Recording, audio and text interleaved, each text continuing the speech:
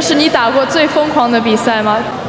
我想这应该是我这辈子最疯狂的一场比赛，我想以后也不会再出现这样的球了。是什么比赛能让马龙发出这样的感慨？又是什么比赛能让刘国梁做出如此高的评价？比赛就是一场教科书式的决赛，两个人已经发挥了最高水平，是吧？也是近年来技术含量里边是吧竞争最激烈的。这场比赛就是2017年杜塞尔多夫世乒赛男单决赛，由巅峰龙队大战新生代的小胖，极致的攻防大战，顶级的视觉盛宴，7局比赛全打满，最后2分定输赢，真的称得上是有史以来最精彩、最激烈的世乒赛男单决战。接下来我们废话不多说，直接进入比赛。首局比赛开始，樊振东上来就先发制人，火力全开，完全不像第一次杀进世锦赛决赛的新人，开局便轰出7比1的小高潮。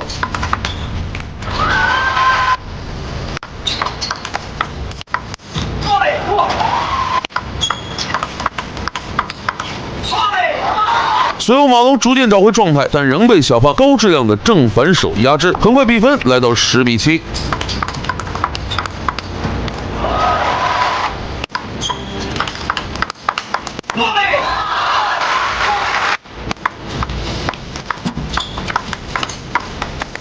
随着小胖一记暴力抽射得分，第一局比赛结束，小胖先下一城。第二局比赛开始，马龙加强了正手位的进攻，连续利用侧身反拉打乱小胖节奏，开局便取得了4比0的领先。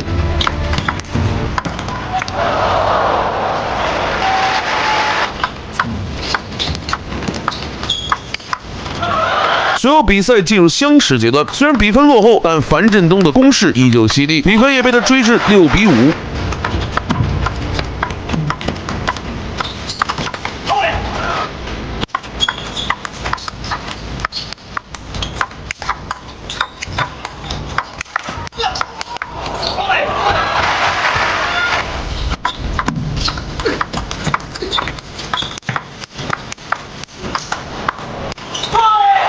此时马龙突然爆发，连续利用正手反拉得分，打得小胖有些措手不及。最终马龙以11比6扳回一城，大比分1比1平。第3局比赛，双方均已达到最佳的竞技状态，但显然龙队的经验更加丰富，正手位的进攻势头相当强烈，比分上牢牢压制着小胖，很快来到10比3。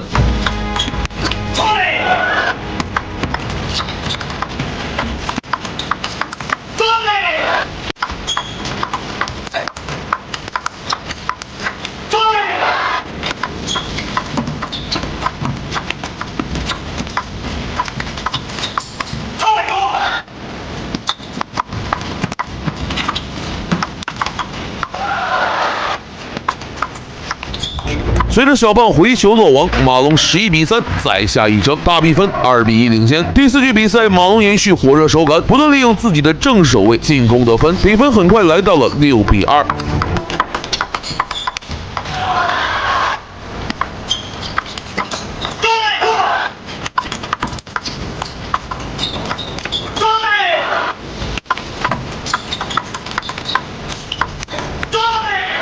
随后小胖找回状态，发起凌厉的反击，连得4分，将比分追至6平。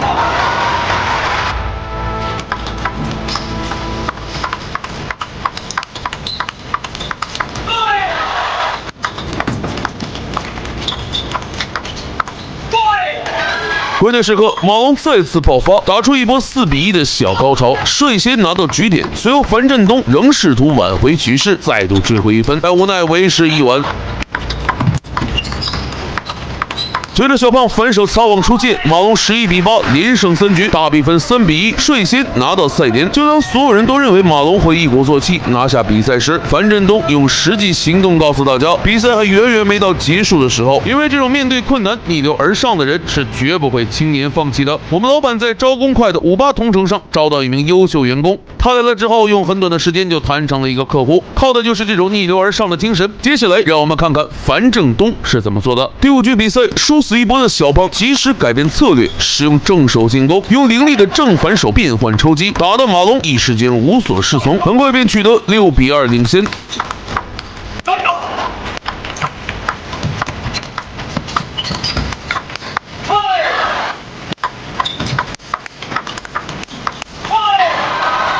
随后后，马龙逐渐适应了小胖的招式，连续得分将比分迫近。但此时的小胖已经完全杀红了眼，各种球路的组合进攻打得龙队疲于招架。很快比分来到10-5。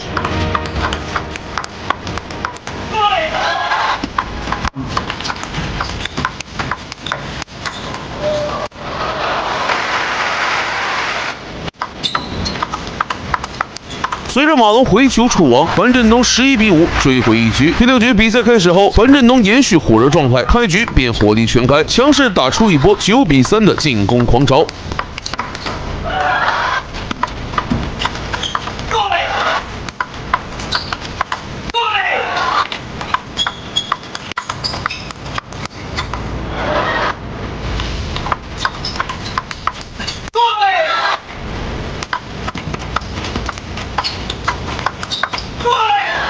但马龙毕竟是世界第一男单，连场调整状态的能力非常强悍，在如此逆境中还能发动反击攻势，比分一度被他追至10-7，但最终还是功亏一篑。樊振东11-7连扳2局，大比分3-3打平，真的是神仙打架。比赛来到惊心动魄的抢七大战，没有任何试探，双方上来就争抢开局，大打对攻。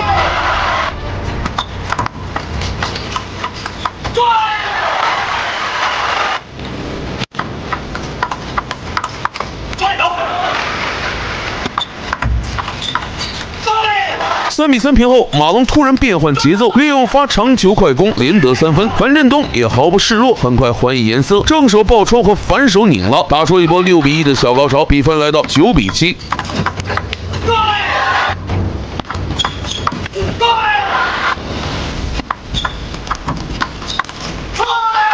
陷入得分荒的龙队很快找回状态，连续利用正手进攻得手，连下3分，10-9反超比分，率先到达赛点。面对赛点，小胖毫不手软，一个正手卷压，直线扳平比分。比赛来到了最激动人心的时刻。11-10，马龙第2个赛点。